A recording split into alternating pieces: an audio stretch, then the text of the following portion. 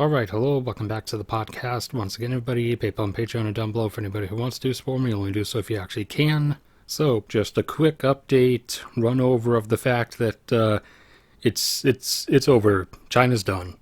Whether it's Xi Jinping himself or the CCP as a whole, he or they have decided, as totalitarian parties usually do, that they are making a horrendous mistake. They have decided to double down on the terrible decisions. For anyone who's not aware, China, more than most other nations, with a few exceptions, is facing a catastrophic, not even demographic collapse, but at this point it's going to end up being a demographic implosion.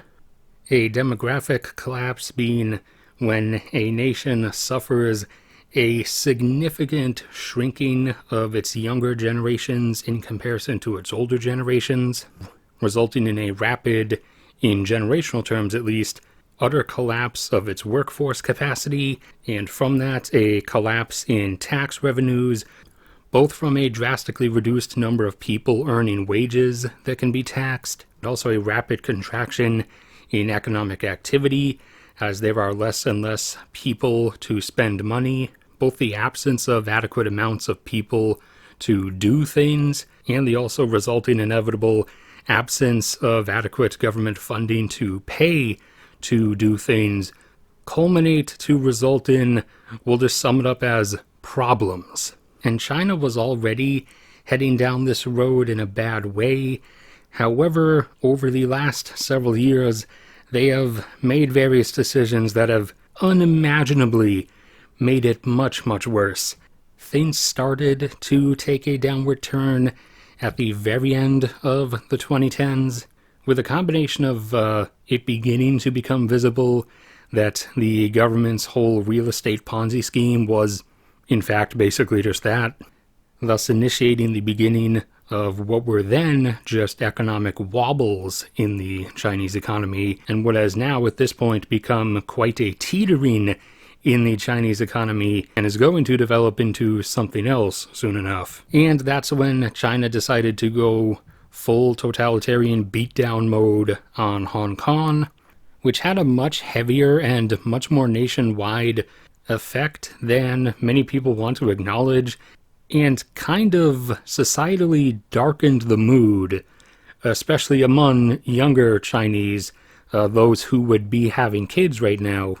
So even for those few who wanted to have kids or may have had kids, the outlook of doing so, the outlook of said children's potential future, was already taking grim downturns, and that was already producing a rapid shrinkage in the most recent generational bracket, the 0 to 4 generational bracket, which without COVID in 2020 and China's interesting response to COVID, that bracket would have already been decently smaller than the 5 to 8 age bracket. However, then COVID hit, and even in just the first year of China's super ultra giga home imprisonment, food left outside your door by hazmat wearing federal agents, lockdowns, even just that first year was enough to amplify the age bracket shrinkage to this. As of the end of 2020, the 0 to 4 years old age bracket is significantly smaller than the 5 to 8 age bracket, and that is again only including 2020. The finalized version including 2021 has not come out yet, and during 2021, China kept doing the exact same things, and so the effect only amplified itself, with the number of children being born each year literally dropping by 1 million children in each of those years. It was just above 12 in 2019, and then during 2020, the first COVID year, the first year of Xi Jinping's super ultra giga lockdowns, it plunged to only 11 million children born, and last year, 2021, even from that, it then plunged another 1 million down to about 10 million children born. And the estimates based on what hospital data is available from China so far look like this year might be better.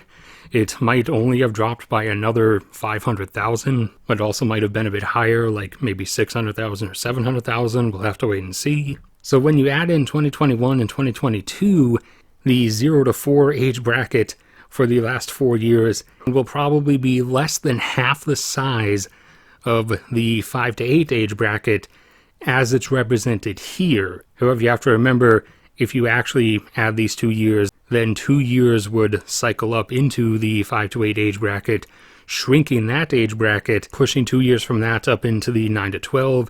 And so then you have a 5 to 8 age bracket that's significantly smaller than the 9 to 12 above it, and a 0 to 4 age bracket that will still be about half the size of even that shrunken 5 to 8 age bracket. And this is only going to continue because the CCP has decided that zero COVID and their super home imprisonment lockdown strategy isn't going anywhere. They're just going to keep doing it. Plus, the floor is continuing to fall out from the Chinese government's massive real estate Ponzi scheme thing, which is beginning to spread cracks all across their market, which the Chinese people are not oblivious to, and against the lockdowns, against the massive financial mismanagement, and now, most recently, although they really tried to scrub the internet even outside of China of all evidence of said protests, even just against Xi Jinping himself, against everything within China, is actually starting to flare up now. To which, how has the Chinese government responded? Absolute brutal suppression, because just like the Russian government, they don't understand anything else. Which the Chinese people are seeing, despite Beijing doing their best to erase all evidence of it from the internet. It doesn't matter, the people already saw it. But anyways, the overall point is, the CCP is doubling down on absolutely everything. This is basically it. They've all but locked it in at this point, and you don't survive this. So, that's it for this one then. Thank you everybody for sticking around and listening. Like if you enjoyed, subscribe if you haven't already. PayPal and Patreon down there if you want to support me, only do so if you actually can. Or you can support me by watching or listening to any of my other stuff. Or go subscribe to my cat's channel. We're trying to get up to 2,000 subs before December, so that's the monetization deadline for her. And she still needs about 300 more. But no matter what happens to me anyways, may God bless and protect all of you, and I will see you all around next time.